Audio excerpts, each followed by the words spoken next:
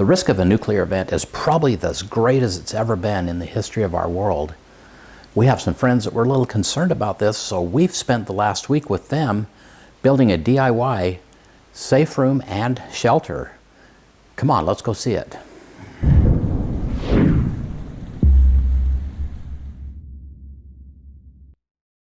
Hey Provident Preppers, I'm Jonathan. And I'm Kylene, and today you will find us in this newly constructed, well, mostly constructed, fallout shelter that also serves as a safe room.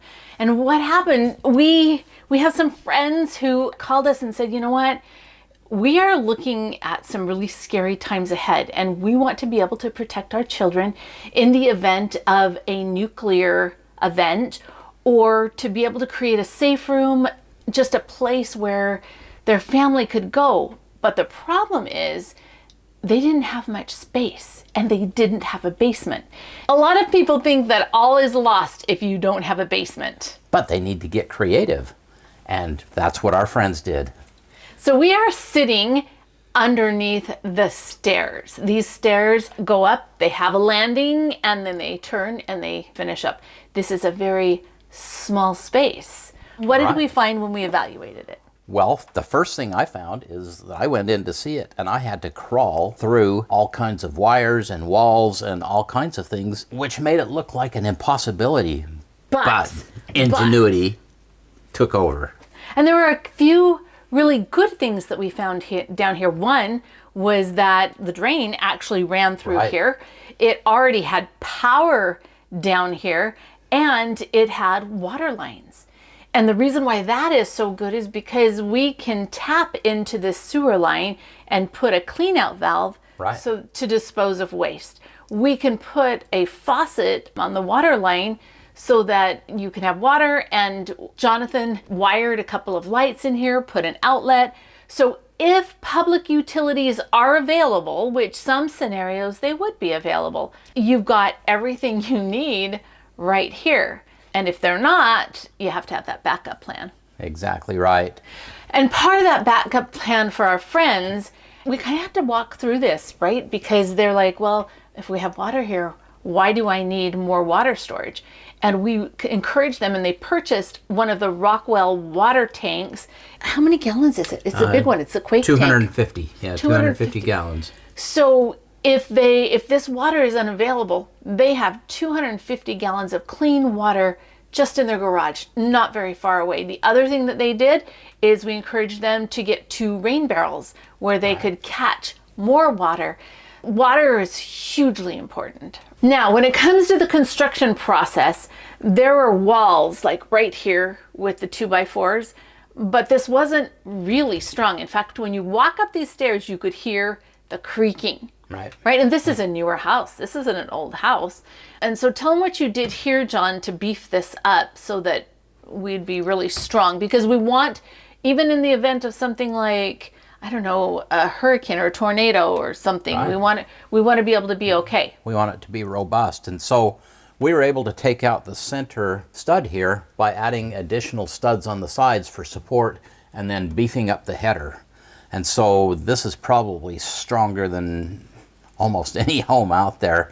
The fun and exciting part was opening up in 3 different places. We opened this up so that it went from this tangled jungle to a fairly wide open with lots of opportunity for places to be and definitely protection. This is a small space. This is a small space. It is. One of the things that they're going to need to install is a little return air, a little circulating fan. Yep, that's important. That's a next step, is to get that air filtration system so they're pulling in fresh air, because in a small environment like this, you will consume all the oxygen, and you will build up heat.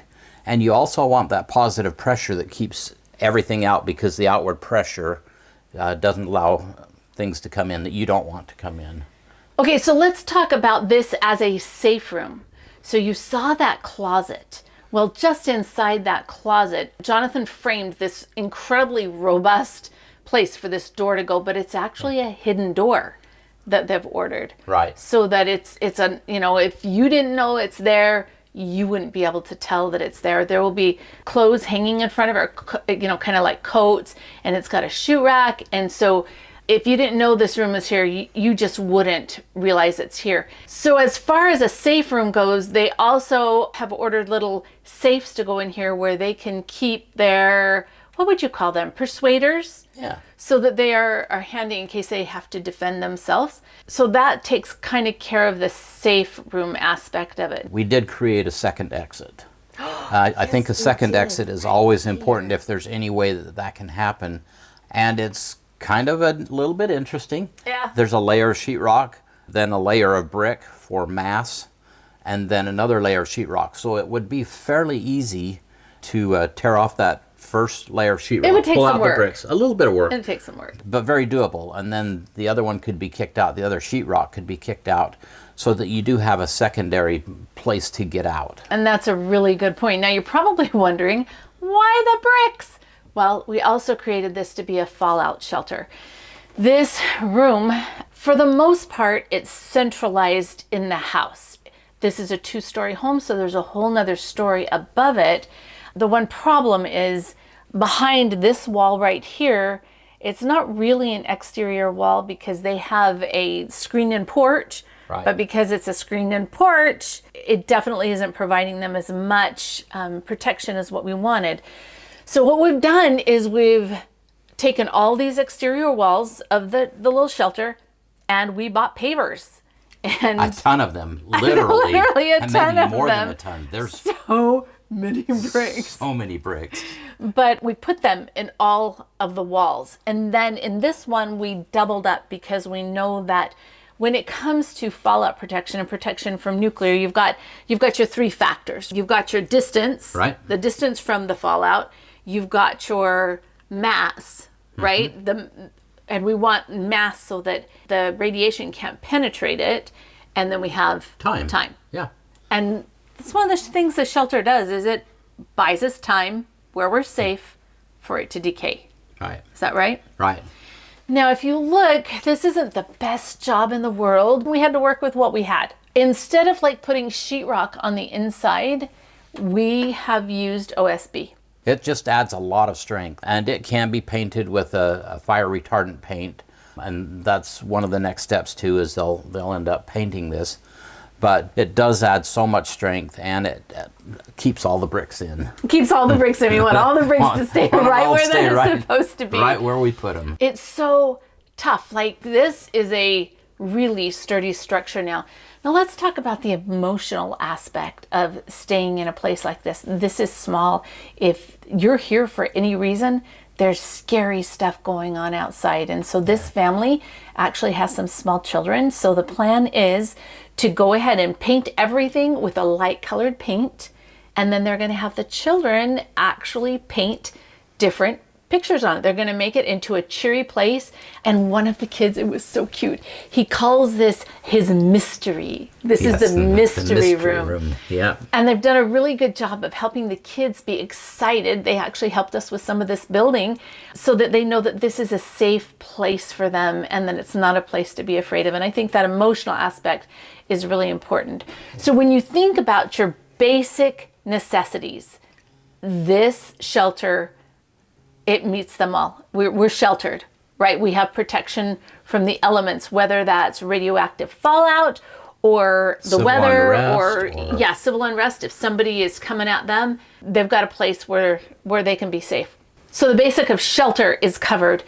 The next thing that's really important is water, because you can't live for very long without water. Well, if the city water is still here, they've got a good water supply. However, there are many reasons why that might not be available. So they've got that Rockwell tank with 250 gallons right there in the garage where it would be very easy to access that. When it comes to food, this is where they're going to store their food. They want to make sure that they have what they need to be able to feed their family. When it comes to sanitation, well, it might not be the most convenient way to do it, but it's doable. Right? It's very, very doable. So what else can you think of, John? What have we missed in here? There are some things that can be done if there is like a radiological event. They know that they can put books or, maybe On top even of the stairs. They're on supposed to top of put the stairs. mass on top of the stairs. So that's another aspect. Is it the perfect shelter? Nope. It isn't, but they're doing the very best they can with the resources that they have and, what they landed in when they bought this house. And I just applaud them. I think it's just an awesome thing that they've done. And we were able to make it very sturdy and I think the kids are happy in here. Yeah. It's a kind of a happy It's the place. mystery. Even though it's not a lot of room, it is enough. And then with the additions that will happen over the next little bit, including their air handling system and the door, it's just going to keep getting better and better. So let's address the money aspect of this. If you compare the cost of doing what we did here to what you would call a real fallout shelter, this was much, much less expensive. There was still some expense associated with it, but it really wasn't bad because we're taking the existing structure and just making some modifications that are fairly inexpensive. I think we paid about 60 cents each for the brick. Yeah, which I thought was a reasonably good deal. And we could have gotten them for free had we had more time. Right. And it ended up being better for us just to go buy them. But yeah, you're right. The pavers were very inexpensive. And we were able to get the solid bricks that were just the width of the stud cavities, which was a blessing because we were looking at some other options, and then this one came up and it was just actually the perfect fit. We spent about one day kind of planning things out, and then 4 days, long days, working really hard, with bumping my head over and over again. We bumped our heads a lot of times in this space, but it did come together, and it's absolutely fun.